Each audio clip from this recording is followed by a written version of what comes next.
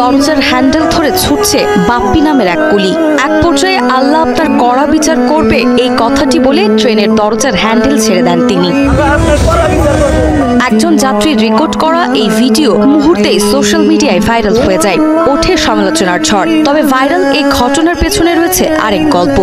আমি ট্রেনে ওঠার কথা বলে দিয়েছিলাম যে স্যার আপনাকে ট্রেনে উঠাই দিব, আপনি আমারে খুশি করে দিয়ে যাওয়ার পরে উঠাই দিয়েছি, যেমনি পারছি ট্রেন থামায় দিয়েছিলাম, অনেক দূরের থেকে দৌড়ে উঠাই দিয়েছি। খুশি হয়ে 10 থেকে এক সময় 50 টাকা দিতে রাজি হলেও বাপ্পি তা না নিয়ে 200 টাকা দাবি করে।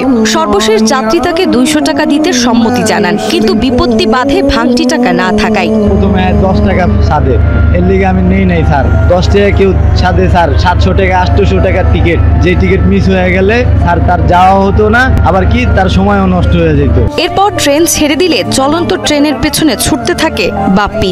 সর্বশেষ টাকা না পেয়ে আল্লাহর কাছে বিচার দিয়ে আশা ছেড়ে দেন তিনি। ওই যে 50 টাকা দিয়েছে ওইটাই নিছি, আর বলছি স্যার আল্লাহ আপনার বিচার করবো, আমি যদি লেজ্জয়া থাকি তাহলে আমি পাবো স্যার।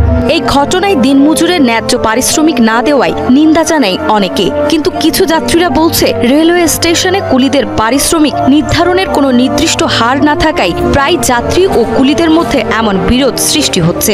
অনেক সময় যাত্রীদের হয়রানির অভিযোগও ওঠে কুলিদের বিরুদ্ধে। কুলির যেই লোকজন আছে তারা মূলত একটা সিন্ডিকেট, যখন একটা যাত্রী আসে তাদেরকে বিভিন্নভাবে হয়রানি করে, তার মাল নিয়ে যায়, তাকে টানা হেঁচড়া করে। ন্যায্য হচ্ছে 200 টাকা, এখন সে মালটা নামায় বলে ভাই 500 টাকা দিতে হবে।